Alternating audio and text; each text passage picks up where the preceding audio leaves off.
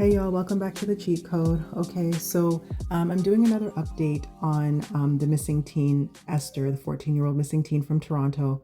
There's a few clips that I'm going to insert now that are just some updates from the news, the local news, and also a local Jewish neighborhood watch program, Shorim, Shamrim, excuse me, that has recently offered up a $25,000 reward for Esther's information about Esther's whereabouts.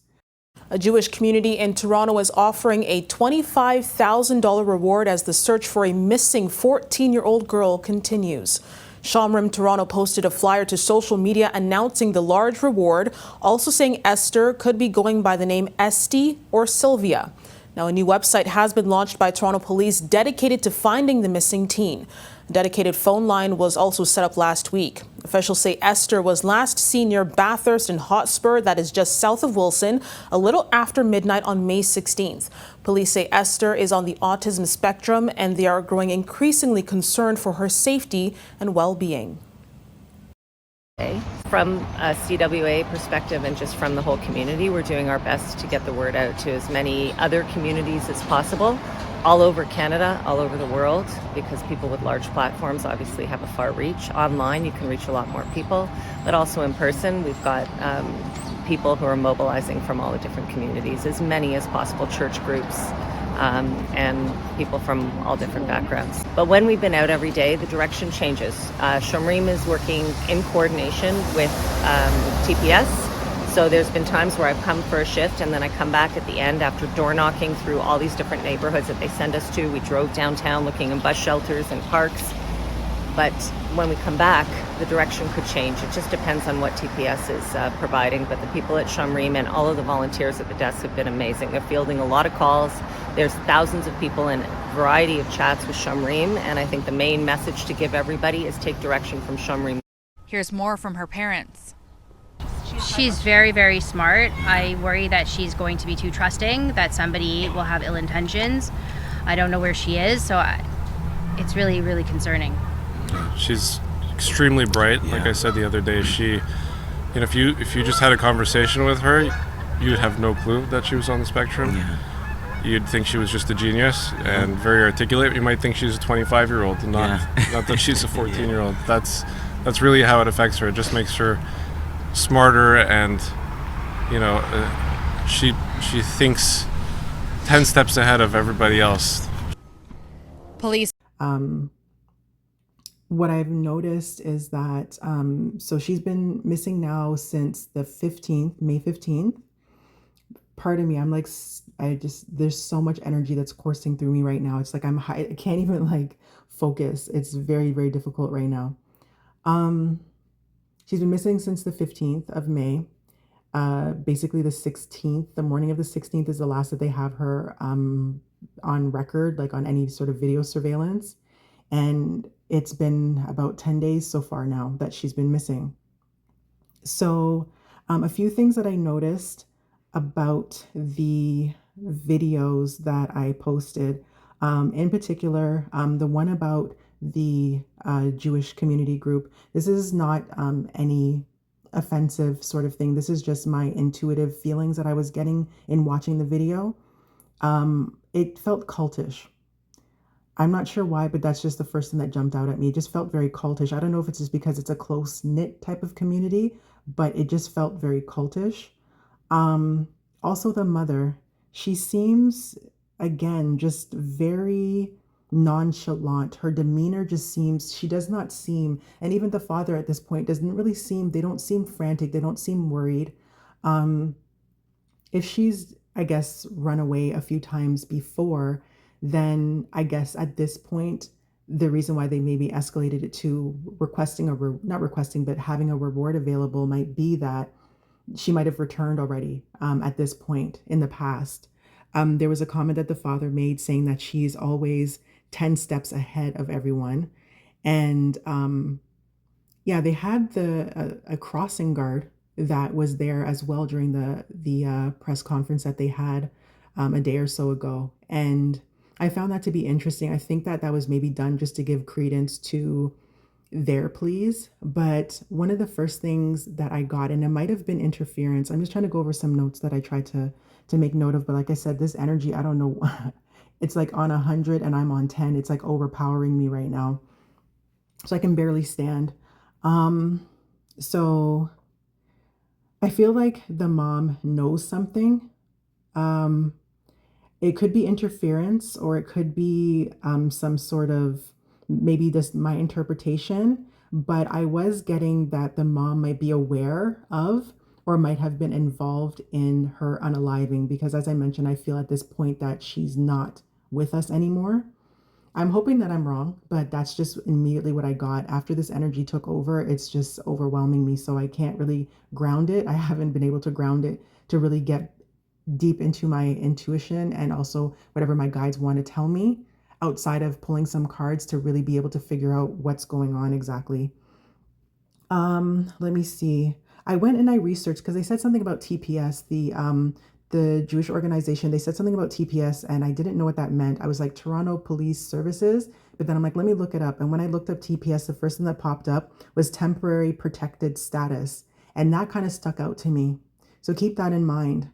But then I looked it up as it relates to Toronto, and it said Toronto Police Services. So it was that. I also looked up whether or not in Canada, in Ontario, in anywhere in Canada, if they offer rewards for missing persons, and they generally do not. Only Crime Stoppers does, and I think also in Nova Scotia. But outside of that, it's just personal offerings that people do, contributions and things like that for, as a reward.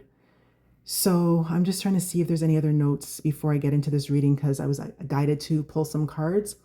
I don't know if I'm going to have any other readings after this, unless I'm guided to maybe just find out, where is Esther? Is there any like tips, any leads, or maybe this is what this reading is supposed to be about. So let's get started. I'm just going to get some decks out. I've been guided to use the Life Happens Oracle deck and also the Light Seers deck. So I'm not going to be on camera for this. I'm just going to shuffle some cards. I'm going to lay them out, and I'm going to record the reading as I've done for the previous readings. I'm hoping to get back on camera soon. I've just been going through an extreme amount of surges of energy, whether they be attacks or ascensions, just some other issues going on with me. So I'm just completely overwhelmed and no sleep. So I'm just struggling right now. So bear with me. Okay, so hopefully the audio picks up well. The first card I pulled from the Life Happens Oracle deck is Anxiety, and I felt Mother. That was something that popped into my mind. The second card that came out is Hater. Any other cards in relation to Esther as a missing person? I just heard no. So I'm going to go to the Light Seers deck. So I've already shuffled this deck. All right, what messages do you have as it relates to Esther? Okay, so I have the Hanged Man. Any other messages? Those are a card, yeah. I have the Five of Wands. Yeah, I'm getting contemplation and conflict, which are basically one of the meanings of either, not either, one of the meanings of each of the cards. There's something about the reaching for fire that's sticking out. Any other messages? Eight of Wands. There could be a tip coming in. Someone's getting closer, I feel, to finding out the truth. But there's something about the fire that's standing out to me still. There's something I saw recently on Twilight Zone with someone that was trapped in their head with telepathic communication. And it was a child, and I have to go look up the story again, but basically she was either bred by some kind of organization or something like that to be kind of stuck in her head. And maybe they're trying to give me that as a connection to autism or being on the spectrum, where she was trying to communicate. They raised her to not speak and only to try and communicate telepathically. So there's something about inward thoughts or inward thinking or something like an inward contemplation. Maybe something or somebody, it might have been Esther that was getting a little close to the truth about something or understanding something that might be related to her father saying that she's always 10 steps ahead.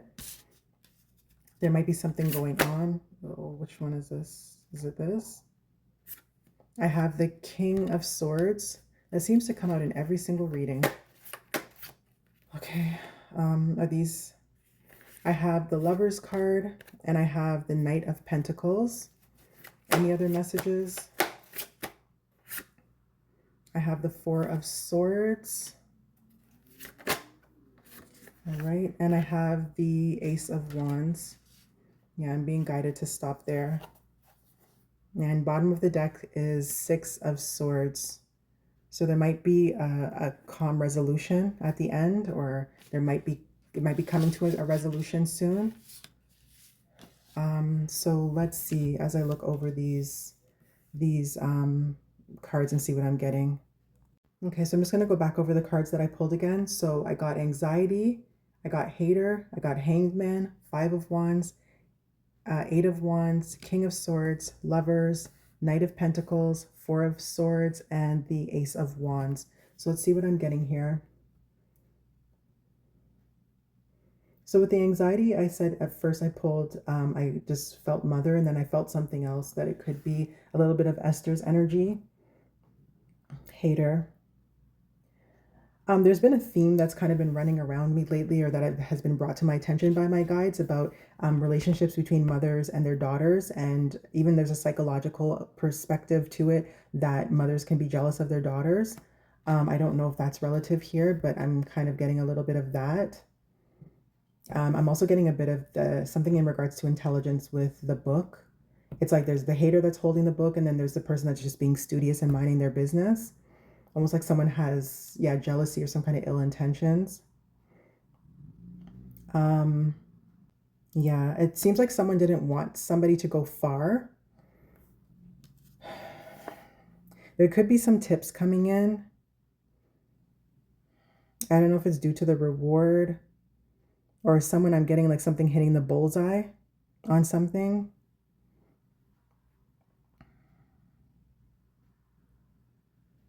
I'm hearing quiet contemplation.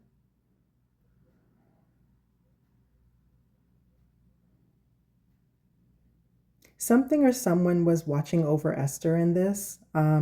This could be something, again, like I think everything happens for a reason. It could just be that, not to divert from the, trying to find out whatever, this is just whatever messages my guides are giving me and how I'm interpreting the messages as well. But it could be that, things happen for the highest and greatest good. So I feel as though something was watching over, or someone was watching over Esther in this situation. So it could be something that is bringing attention or an awareness to something. Maybe if there was something going on in the home, it's bringing awareness to that, or something in a community, it might be bringing awareness to that. Yeah, with the Lovers, with the bow and arrow, I'm getting like bullseye. It might have something to do with a connection of some sort. I don't think that Esther maybe had a boyfriend or anything like that. I just think that I'm getting jealousy of some sort. Knight of Pentacles. Yeah. There might be a trail or some kind of evidence that was left behind that they're going to be able to find, or that they should be able to find. Because so far they haven't been able to find anything. I mean, she wasn't wearing any shoes, so I can't say that they'll find like a pair of shoes, or maybe they might find clothing, or they might find something. But there's something that's being left behind, or a trail that maybe she might not even be aware of that she left behind. That could be relative to the surveillance cameras, that maybe, she wasn't aware that she was being caught on camera. With the Four of Swords, I'm getting kind of almost a literal interpretation of the image, where it's kind of like she is just, ooh, this doesn't sound good. But it's almost like, again, this is just for alleged and for entertainment purposes only. Almost like, I don't want to say give up, but that's kind of coming to a sense as well, that maybe if she was harmed or hurt or just over it, that she could have just laid down somewhere and just kind of fallen asleep, or maybe somebody had their way with her in some way, shape, or form, and she kind of just gave in to whatever was happening, and just she was being, again, protected and covered spiritually. But something could have happened to her, and she just let it happen. With the nest, I'm kind of getting transformation as well. So I do feel like she's no longer here. And the Ace of Wands is pretty much saying yes. So I hope again that I'm wrong. I hope that Esther is still alive. I'm logically, just using my logic, at this point, somebody would have found her. She didn't, like, if she's used to running away, if she went to only one area, the last area they saw her, and they said they basically already have combed through the park now, where else could she have gone at this point? So, yeah, again, my prayers to the family, whether they're guilty or a part of it again, or not, alleged and for entertainment purposes only. Yeah, I don't know what to say about this. We're going to end it here. Unless I'm guided for anything else, I think this is probably the end of the messages regarding Esther. If there is any update about her whereabouts or anything else that I pick up, then I will definitely provide it. But again, as I mentioned, something seems very cultish and organized, and just it doesn't seem normal. Just something seems off the way that this whole thing happened and it has unfolded. So that's my message about the missing teen, the 14-year-old teen, Esther. God bless her. I hope that wherever she is okay, whether it's with us or above us. I hope she's okay. Until next time, it's the cheat code.